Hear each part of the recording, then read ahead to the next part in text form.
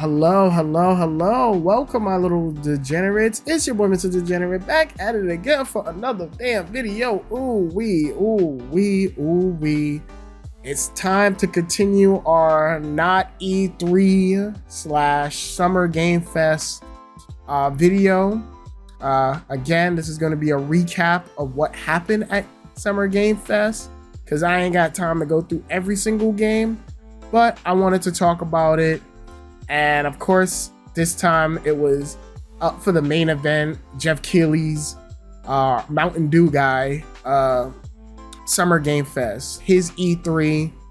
And I gotta say, and I'm just gonna be brutally honest, this shit was a snooze fest. They said this was Summer Game Fest. This was called Snooze Fest 2025.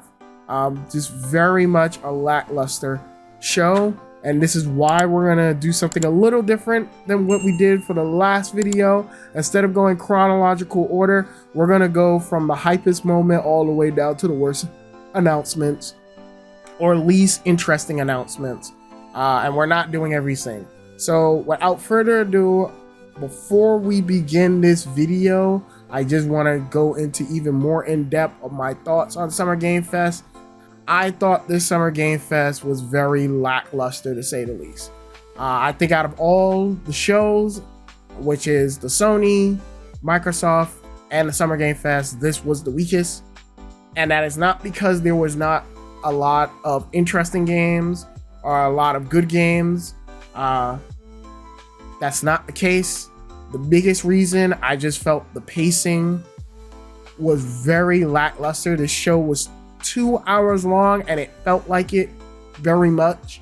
And it didn't help that a lot of the games that they announced, while there were some unique and like different types of games, a lot of what was echoed in this show was games of a service, a fucking gacha games, and just a lot of Souls games. I was just like sitting there and I was just like, bruh, I'm just bored out of my mind.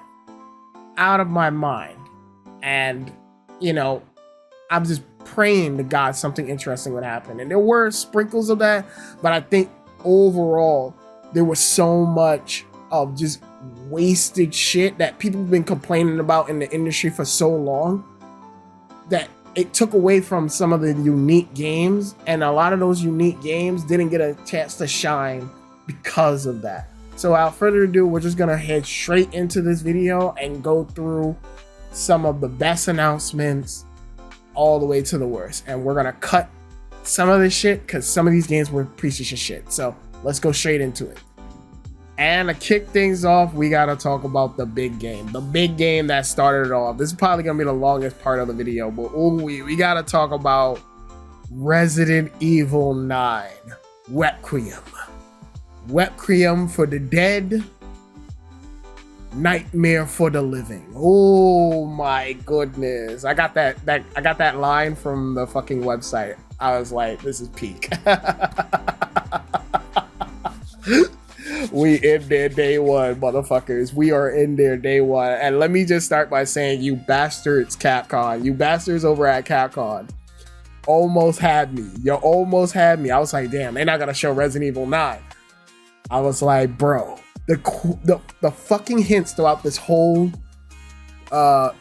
showcase was so fucking peak, because it got way more interesting as it went along. So for those that did not know, they had our girl, Lady Demetres, big titty vampire lady, come out and was like, hey, we have a Capcom sale. And usually Capcom just sneaks it in like, hey, we have a Capcom sale, show them. But this time they had her come out. And she's like, oh, we have a fucking Capcom sale.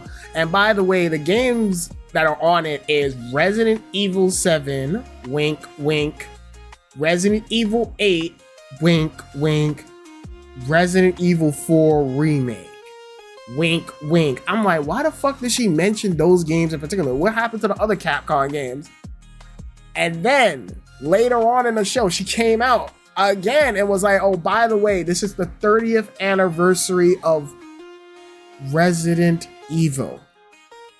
And I just want to sing happy birthday. And I'm like, okay, right. It's the 30th next year will be the 30th anniversary. And then she starts singing happy birthday, and throughout the whole time it's like, you're seeing Resident Evil fucking Outbreak. I'm here like, wait a minute, are we not getting Resident Evil 9 and we're just getting an Outbreak remake or something? What the fuck? I'm like, And then they fucking bamboozle us again because they brung out the fucking executive producer of the Resident Evil franchise, Jun Tadahaka. And he's like, we're currently working on a new Resident Evil project, but we need y'all to bear with us just a little bit longer. In a blink of an eye, you'll see it. And I'm here like, okay, that's a little weird. I'm like, wait a fucking minute. I'm like, why would he say that?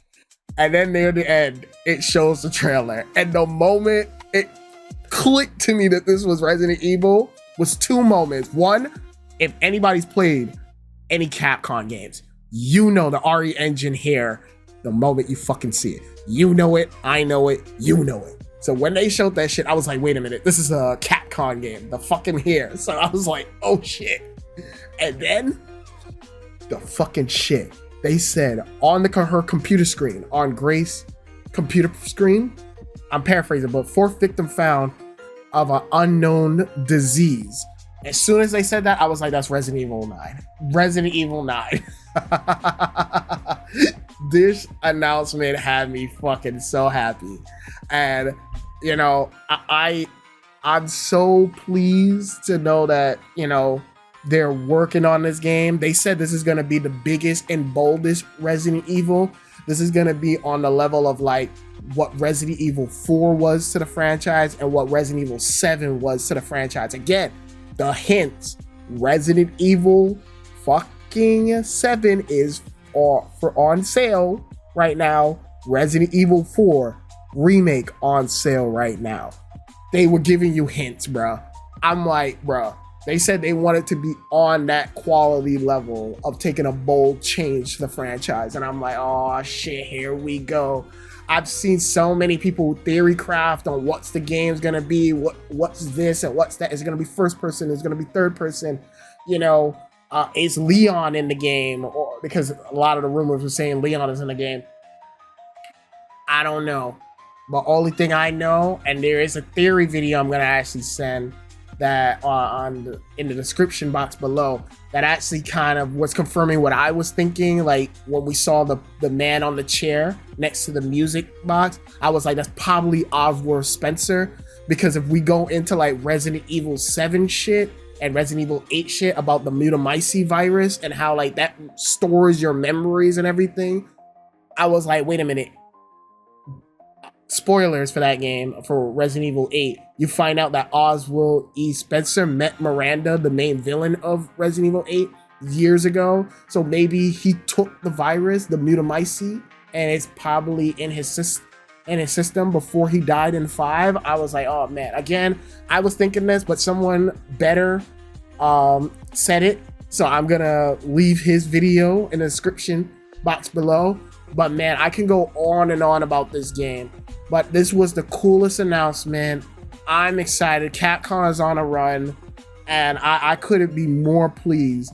It comes out very early, February the 27th, 2026. I'm like, whoa, holy shit. That I was not expecting a release date so soon. Those motherfuckers over at Capcom be cooking, all right? And to make it even more cooler is that at the time of this recording, they had a behind closed door preview at Summer Game Fest, and there were people who saw certain things.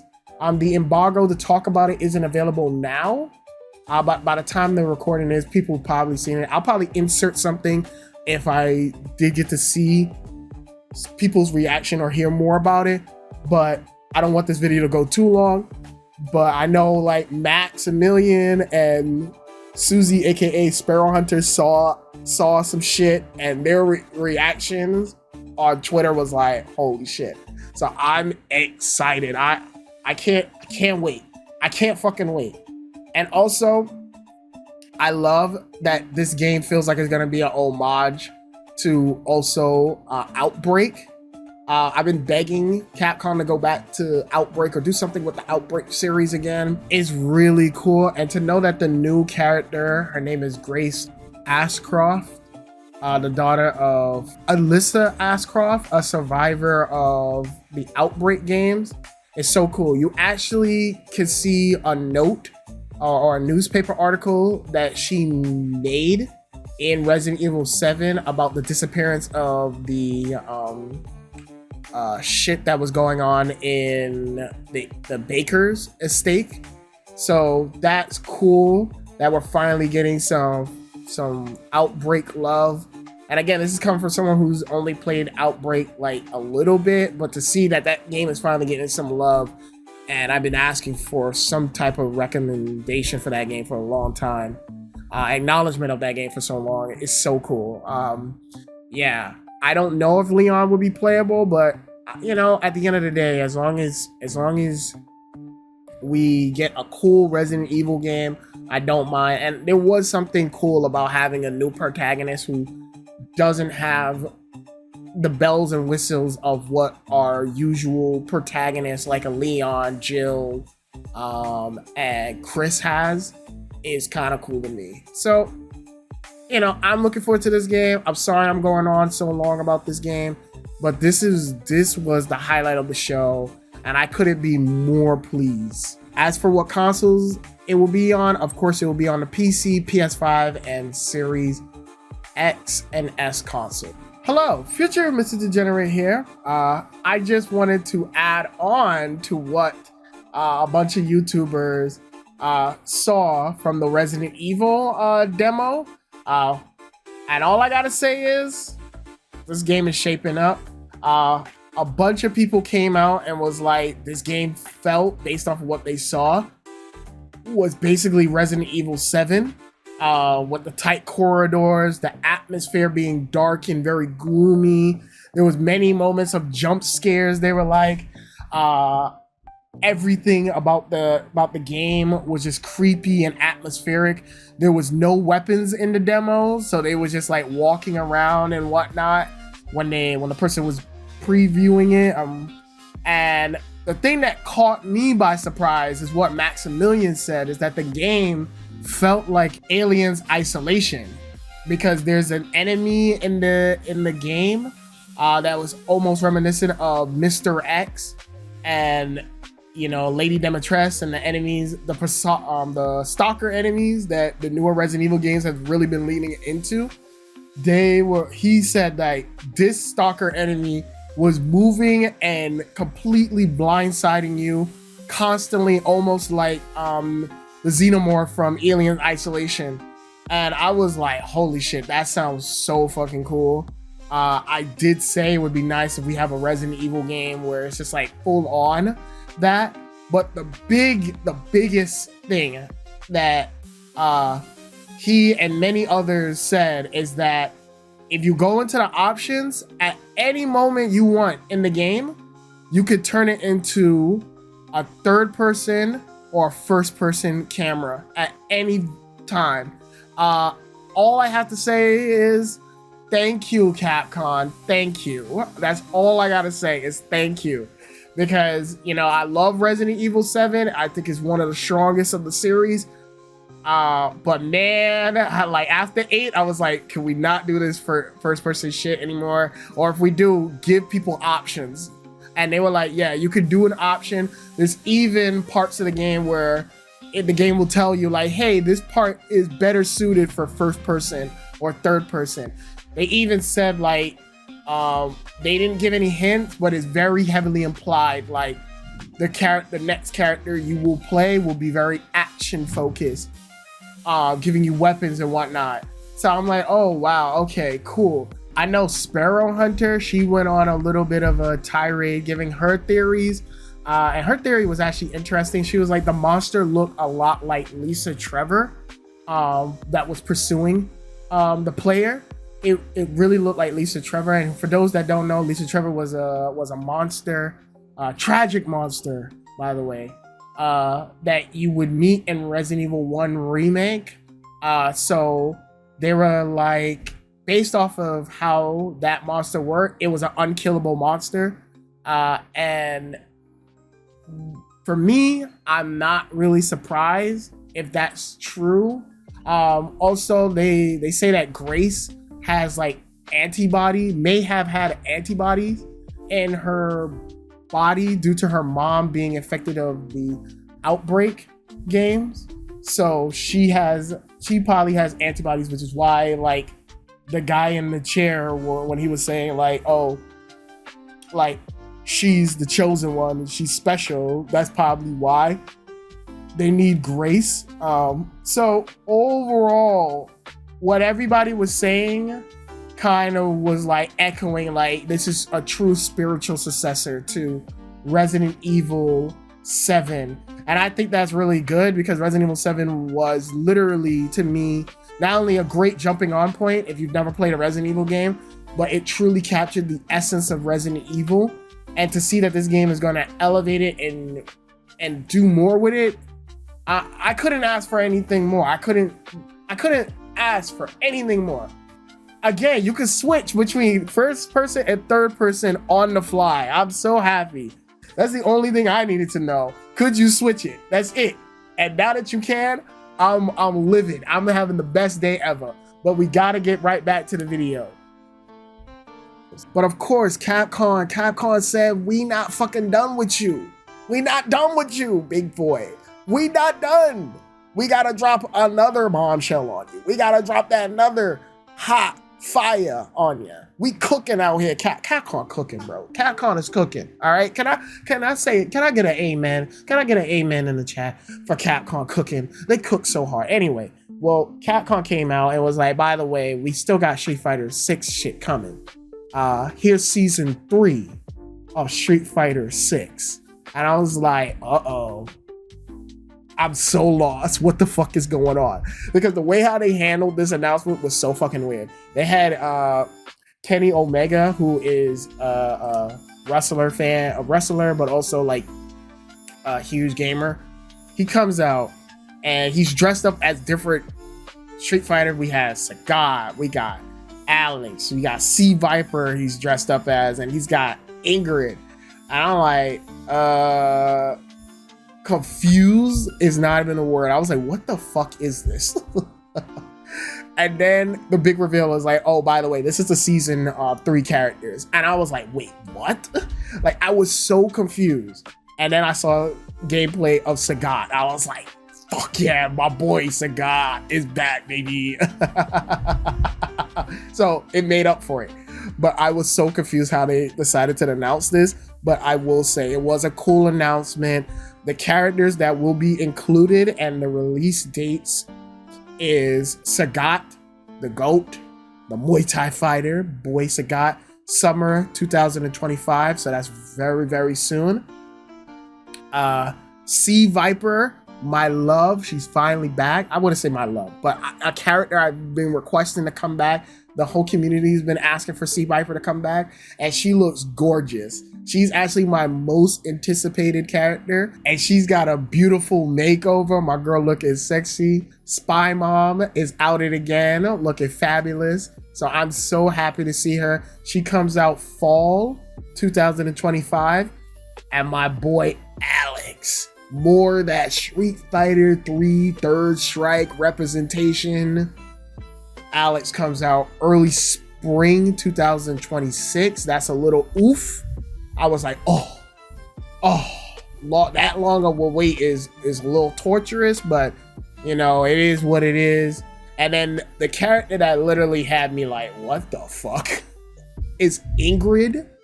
Ingrid from fucking Capcom Fighting All-Stars. I'm like, what? I was so confused. I would have preferred my dream character, another Street Fighter 3 character, Makoto. I would have preferring her, but they gave us Ingrid. I'm like, Ingrid. The only way I would see this like kind of being a cool thing is if they're like kind of saying like, hey, like this is a preview to what we're trying to do with Street Fighter or like a Capcom All-Star 2 fighting game, since Marvel is doing their own shit with that the new fighting game that they're coming out. So I'm like, I guess, but she was just kind of like the weirdest choice. But it's cool to see her. Overall, I'm very satisfied with all three of the characters. But yeah, that was a little like curveball throw. I was like, what the fuck? That was like the weirdest character to put. But then again, also we don't have a Minot or a Rose character, so it seems like she's gonna be filling in that role. So I'm cool with it and I'm down with it. There's the season pass is not available yet at the time of this recording, but very soon I'm assuming that it will be out. And the last thing from Capcom, I promise, this is the last Capcom shit. This is the last Capcom dick sucking you're gonna see from me. Onimusho Way of the Sword. They showed off a little bit more gameplay. They showed off a mysterious girl who's gonna be helping our traveler on his quest. But I'm still looking forward to this game. I'm excited for this game, but I'm kind of like trying to figure out the gameplay. It looks like Onimusho, where it's like counter and then attack, or attack and then a counter. It's giving me like Arkham Asylum free-forming combat, where you attack, counter, and then you get to attack, counter, and absorb souls. It's giving me that flow and that state. But I kind of need a demonstration to really fill this game out. But it is looking really nice. It really is. It's coming out 2026 for PS5, PC, Series X. Can't wait. Again, Capcom's on a fucking roll. I cannot be more proud of Capcom as of this moment. And, you know, if you had asked me at the time when Capcom was going through their dark ages, would Capcom be at this level where it's like, now they're just kind of like saying, we're not just going to give you a Resident Evil 9. We're going to bring back a title from our old franchise, which is Onimusha. And then to say, well, now we can also try a new IP like Pragmata. You know, it's a great time to be a Capcom fan. So I just wanted to give them their whole spotlight, because they really are killing it. They are truly a masterclass of what they're doing. And also, I heard Street Fighter 6 just made like 5 million copies. I couldn't be more happy, man. I couldn't be happier, man. Great time to be a Capcom fan. That's all I gotta say. Great time. We eating. We fucking eating, bro. We eating and we living large. Next is the Marvel Cosmic Invasion, that beat 'em up 2D beat 'em up game that's coming out soon. They announced 2 more characters, Rocket Raccoon and She-Hulk. And the fun thing about She-Hulk is that she actually has her kind of design from her Civil War 2, which is like she's mad buff as fuck. So I like that. No release date on this game yet, but it will be available on anything. I'm looking forward to this game. Again, I never thought Marvel would actually go back and do a fucking beat 'em up game. So this is kind of fucking dope, bro. So I'm all for this. Next game on the list. This game was originally called Project Century, but now we finally get a reveal of the full name, which is called Stranger Than Heaven. And based off of what we've seen from connecting the dots from all the trailers, it seems like you're going to be jumping through different time periods of Japan. So I'm like, oh, like this is kind of interesting. Like the main character, he's immortal, or he gets resurrected in different time periods. So that's cool. Again, this is RGB. Like this is the fucking Yakuza developers making something new and fresh. So I'm really happy about that.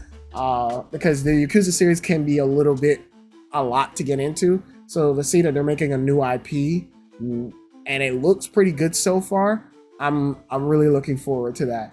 Again, this game is way off, so they don't have a release date or even what consoles is going to be on, but I'm looking forward to this. This next game that they showed off, I was like completely like enamored with. Like this was really a cool ass unique game. So I was really hooked. I said, felt that boxing, and it's like a Muppet with fucking that boxing, and I'm like, it's basically Muppet Punch Out, and I was like, oh, this is cute, and it was all in game, and I was impressed. I was like, holy shit, like, is this actual gameplay like they were showing?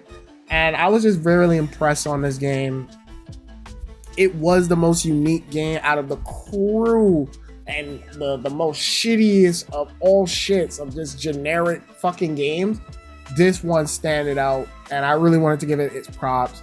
But there's no release date, and there's only just for the PC as of this moment.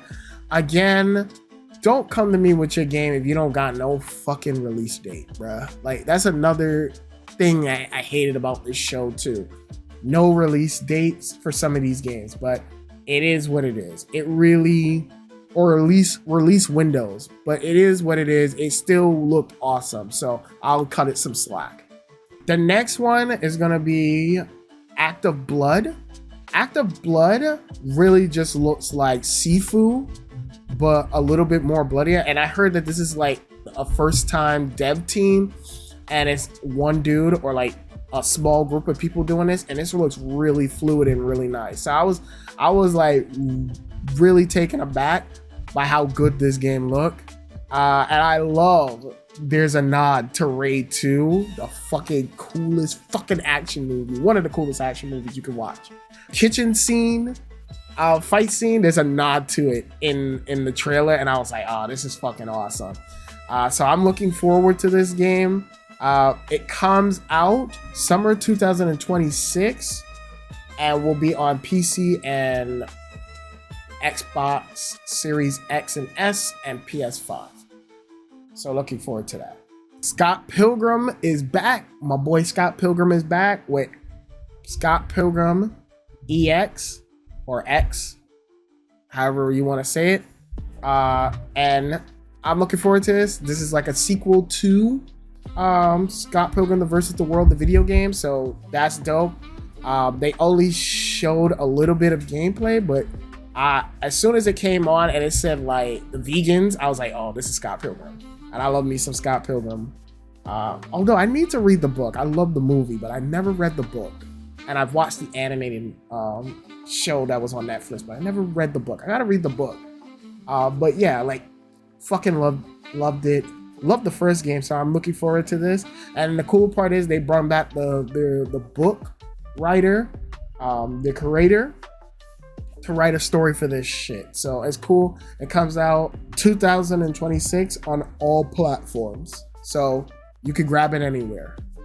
The presentation for this next announcement had me chuckling. I'm not gonna lie, I was chuckling, and then it kind of hit me. I was like, this kind of sounds like some shit Deadpool would do. And funny enough, they announced a Deadpool game, and my excitement blew the fucking roof. I was like, fuck yeah, because I love the Deadpool game that they had. It just felt like unpolished and shit, but the writing in that game was hilarious, had me dying. And then we found out it's a VR game, and I immediately went like, fuck, oh well, I'm still gonna go get it. I gotta say, it looks really good. They don't have the typical voice actor that usually play Deadpool, Nolan North. They didn't even get Ryan Reynolds to do the voice, which I love that Ryan Reynolds pokes fun of it on his Twitter, on his Instagram account, I mean. And the voice is actually played by Neil Patrick Harris, which you might know him as Spider-Man. Fans would know him as Spider-Man from the MTV Spider-Man series. So that is cool. And yeah, it just comes out late 2025 for the Meta Quest 3. I guess gotta buy a Meta Quest now. Fuck. I heard the Batman game was also good, so I'm starting to get into VR games. All right, VR games are kind of hitting the spot. Ever since I played Resident Evil 4 remake on VR, and that shit was fun as fuck. So I'm getting into it. It's got to be the right game though. This next one is a game I've been desperately trying to get into, but this might actually get me into it. Dying Light the Beast. This is kind of like a spin-off, like a standalone game. They said if you didn't play the other games, you'll be pretty fine with this one.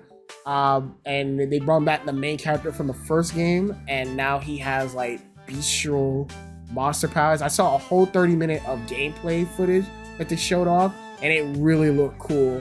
And I've been definitely trying to get into this franchise because of the whole parkour system. But now that I'm seeing what they added is really dope.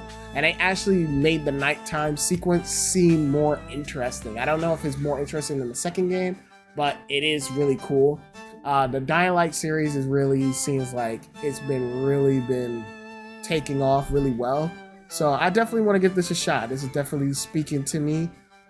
This comes out August 22nd for PC, PS5, and the Xbox Series S and X consoles. This next game, ooh-wee, Shaolin Shadowboxing and the Wu-Tang sword style. If what you say is true, the Shaolin and the Wu-Tang could be dangerous. On God, I'll let you try my Wu-Tang style. As a Wu-Tang fan, you know,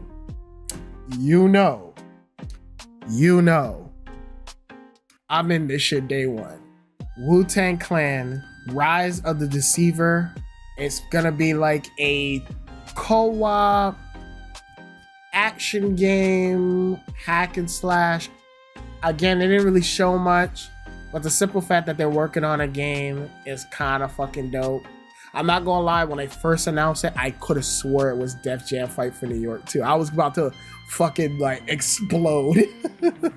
But to see that they're making this is kind of cool. And this is a new studio, owned, run, and developed with Black people in mind, and a lot of Blacks.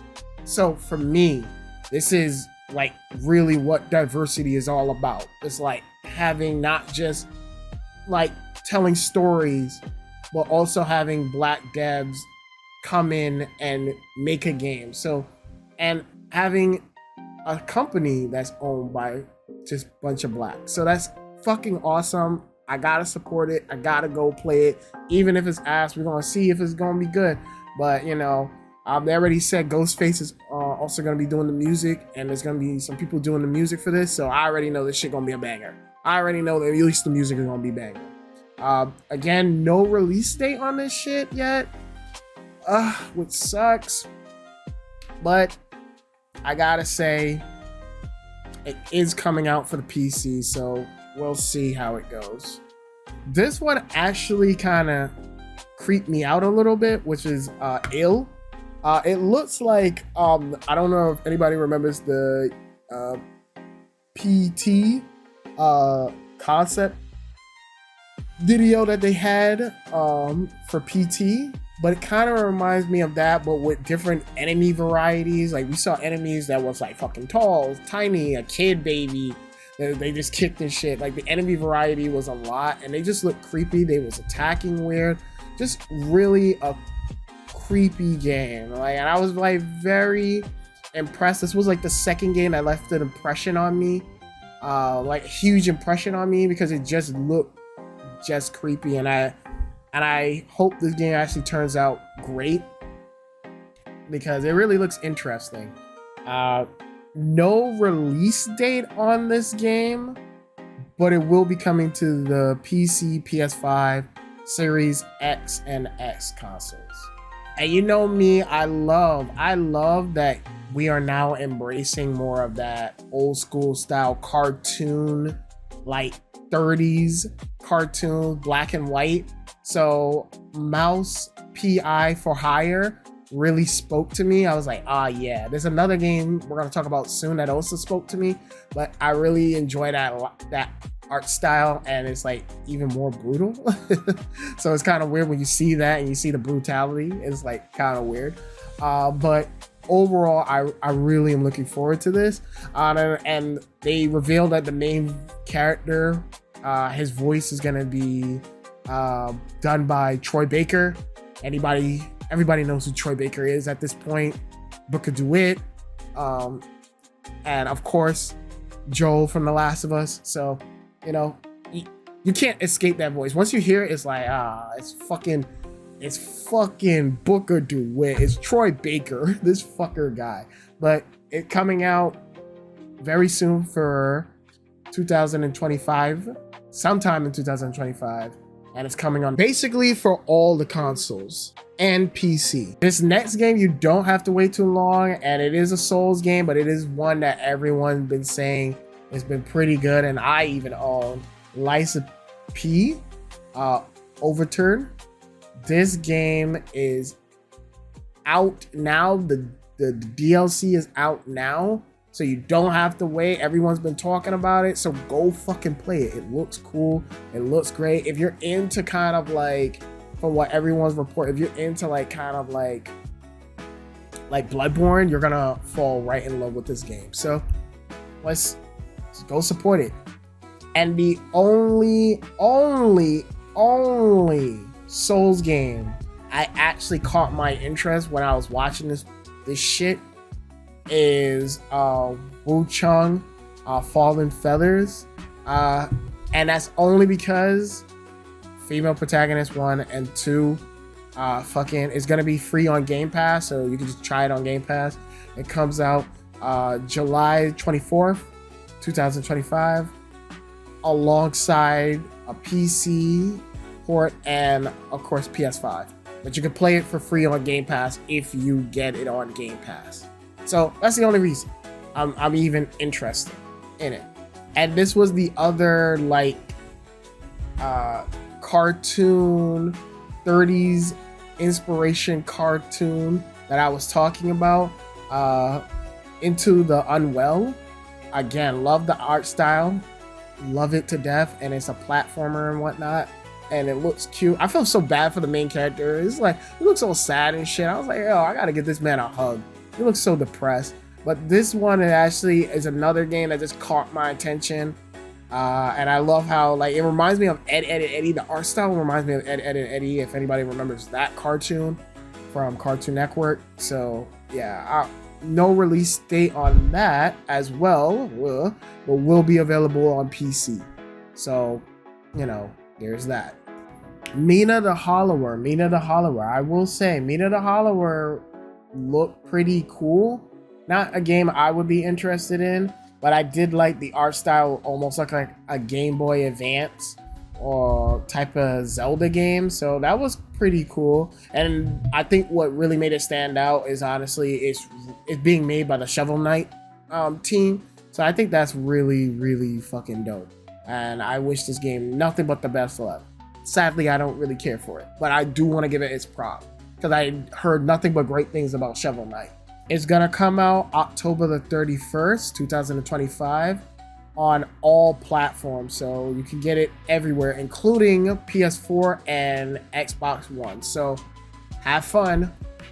And finally, the last announcement that kind of like was like, oh, this is dope for me, was the Hitman / 007 collab that they're doing. They're bringing back Mads Mikkelsen character from Casino Royale and doing like a level based around that. And I'm like, oh, that's really fucking dope. But what really killed it was that it's kind of time exclusive, it seemed. So the DLC is gonna be there, but it's only for a limited time. It's available now, so by the time of this recording, you could go play it right now. But it ends July 8th. It is what it is. And this is for the Hitman World of Assassins game. So, yeah, go check that out. And I think these last few games is when I was like, man, fuck this conference. Sonic Crossroad. Honestly, I had no care in the world for this game. Don't care, did not care. But what actually piqued my interest is that they're gonna have guest characters. And one of the guest characters was Joker from Persona 5. And I was like, oh shit, that's dope. And then like they showed off the main character from Yakuza, the newer Yakuza game. So I was like, oh man, this is dope. And then I read what happened after. They announced that the game will be $70 if you're getting the next gen stuff, but if you're just getting the plain Switch version, it's going to be $60. And I'm like, what the fuck? What the fuck is this, Sega? Like, this shit was lame. The game, I'm sorry, I'm not paying $70 for a fucking racing game, a Sonic racing game. That motherfucker can run up fast already. I don't need a racing game for that. So it just kind of like lost interest to me, and I was just kind of like, whatever. Next, and this was very earlier in the show, Death Stranding 2. I gotta be honest, that presentation, at least for the Summer Games Pass part, was a big waste of time. I'm like, Jeff, I know you love Kojima. I know you can't get this man out your fucking penis. I know you love this motherfucker, but please, I'm begging you, please, motherfucker, don't put Kojima in this shit. And Kojima's there, and he had nothing to say, and he just showed us a fucking trailer for a cutscene in Death Stranding that doesn't make a lick of sense until you play the game. And I was just kind of like bewildered why he was there. I was just like, this, I think that's when I was like starting to realize, I was like, wait a minute, this is gonna be a slot fest, isn't it? And it so said it was. That being said, the deep dive they did after the show was fucking cool. I was like, all right, this is what I paid to see. Like the deep dive was actually pretty damn good. They brought out the voice actors to talk about it and work how it felt working with Kojima. They actually, Kojima actually went on a little bit of the story, talking about it takes place 11 months after the events of the first Death Stranding. Lou got older, so I'm like, oh shit, let's go. And they talked about the gameplay that now, like, the time actually does, like, actually evolve now. It isn't like before where it was static. Now, like, throughout the day, it would be raining, it'll go into the nighttime, morning. So a unique weather system, they said. And then they said there's certain things in the environment that will like make your travels even hard, like earthquakes and tsunamis and all this stuff. And I was like, oh man, that is gonna be fucking sick. Because that was the best part about that game, is like traveling to Earth, and now, you're gonna be traveling and there's even more crazy shit. That's even cooler. So overall, I was just very pleased. And then also he talked about the Peter Jackson camera pull, and I was like, this motherfucker. But it looked cool when you can pull back the camera at certain moments. The camera will pull back and just let you see this most epic shots, or like beautiful shots. This game looks so beautiful. I'm so proud of like fucking Guerrilla Games giving Kojima their engine, and he's just doing crazy shit with it. It looks beautiful, breathtaking at some points. I'm like, this is what you paid for, man. And it looks really good. So overall, I'll say, for the Summer Game Fest part, that shit should have been cut. But for the fucking actual deep dive gameplay that they showed off was really dope. So I'll give Kojima his props. And it comes out exclusively on the PS5, June 26, 2025. So very soon you'll be getting your hands on this game. And then the first game they actually announced on the show was Immortal Shell 2. It just looks like a cool looking Souls game. It does look cool. The art style looks really like Souls-like, and I was like, this is cool. But then again, I was just kind of like, a Souls game. Roll my eyes. But I just wanted to give it props because it is like the team's like second time, and from what I heard, their first time wasn't all that great, and it was a very short game. So this looks like it has a little bit more budget and a little bit more effort, but I just could not care because it was a Souls game, so I didn't care.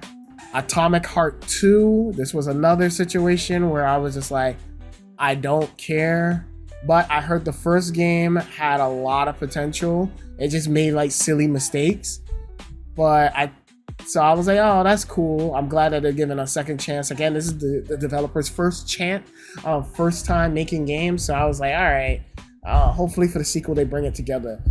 And then what kind of like killed the vibe was when they announced that they're also making a multiplayer game called Cube, and I was like, no.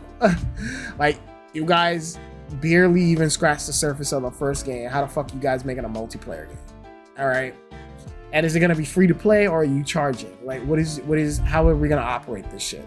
And they said that the environment is gonna constantly change because you're on a cube. I'm like, honestly, it was kind of sad seeing a company who is just getting their start out kind of go down the path of like generic shit, and I'm just like, whatever. Splitgate 2 is the last shit I will talk about, and I gotta say, that was the most embarrassing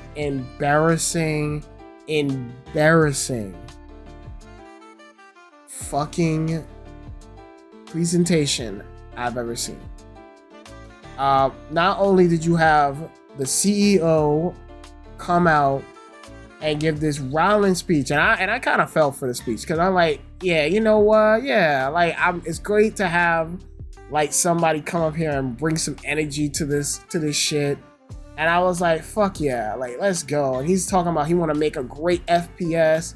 You know, I'm like, fuck yeah, like FPS is getting stale. Call of Duty's the same shit every year. And I'm like, fuck yeah, let's go. And then this motherfucker announced this is a battle royale. And I'm like, bro, we have so many of those shits. No one cares about that. And then this motherfucker, throughout the whole presentation, has a cap on called "Make FPS Great Again," and I'm just like, bro, no. And then he gets on Twitter and he just goes on a whole tirade on why he wore the hat and all that. I'm like, bro, no. Then he talks about he didn't even know his own fucking game had a $80 microtransaction shit in there. And I'm like, bro, no, how the fuck you don't know about this shit? It's your fucking game, bro. It's your fucking game. How do you not know this dumb shit? So overall, I was really looking forward to this game, but I don't know if I really care to play it too much. It's on my library. I'll probably check it out, but man, the CEO really shot this game. And I just feel so bad for all the developers. The fucking CEO killed the game. Oh my god, that's the funniest shit. I guess that's the ending on a funny note. That was fucking hilarious. But anyway, to wrap up this video, I will say this. This was pretty much a lackluster summer game fest. And I'm not actually talking about the games because there were some highlights games. Obviously, Resident Evil 9 was the hugest announcement.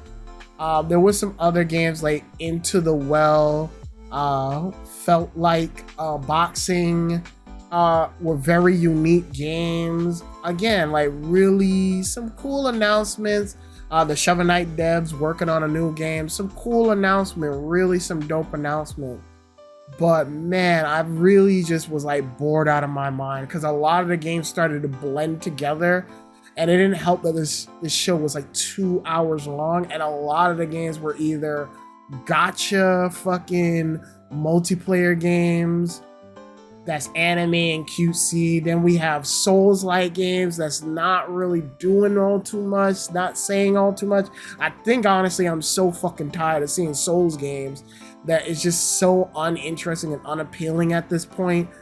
And I'm really, and I really mean this, seeing like a dev like Splitgate 2 kind of shoot itself on the foot and have the fucking Atomic Hearts dev kind of make a multiplayer was just so sad. Like just so sad to see, like, giving into like generic trend chasing shit that, you know, I feel like we should be past this shit and we're not. So overall, Jeff Keighley's show was kind of like a bust for me, but I will say there were some highlights. But if I had to rate it, I'd definitely give it like a 6. The show was just not worth it, especially having Kojima there and he didn't really say all too much. I'm like, bro, like, get this shit out of here. He should have just been there to say like, hey, after the show, the next day we're doing my gameplay deep dive, and that's it. Toodaloo, bye. Don't waste my time. PlayStation didn't waste my time, so don't waste my time having this man on stage saying absolutely fucking nothing. So overall, just a whatever conference, in my humble opinion. With all that being said, that's gonna do it for my video. If you enjoyed the video, please comment, rate, subscribe, all that fun stuff. Let me know, what was your favorite game of the Summer Game Fest event? Comment below and let me know. And as always, more videos are coming soon. It's your boy, Mrs. Degenerate, signing out. Have a good one.